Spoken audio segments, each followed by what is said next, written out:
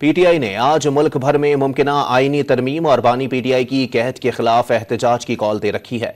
इस्लामाबाद इंतजामिया ने एहतजाज के पेश नज़र दफ़ा 144 नाफिज कर दी। मजीद जानते हैं डॉन न्यूज़ के नुमाइंदे उमैद अली से। उमैद, बताइएगा वफाकी दारुल हुकूमत पे क्या सूरत हाल है?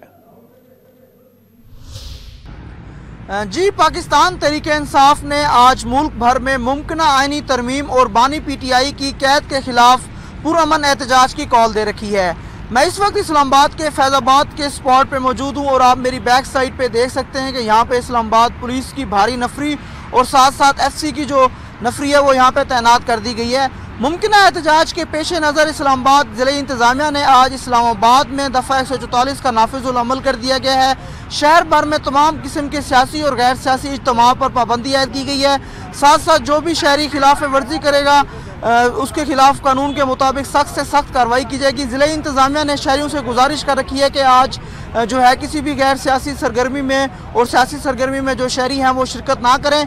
ताहम वज़ीर आला KP के अली अमीन गंडापुर ने अपने वीडियो पैगाम में आज जो है तमाम जो तरीके इंसाफ के कारकुनान हैं उन्हें अपने शहरों से जो है बाहर निकल कर पुरअमन एहतजाज जो है रिकॉर्ड कराने की अपील कर रखी है।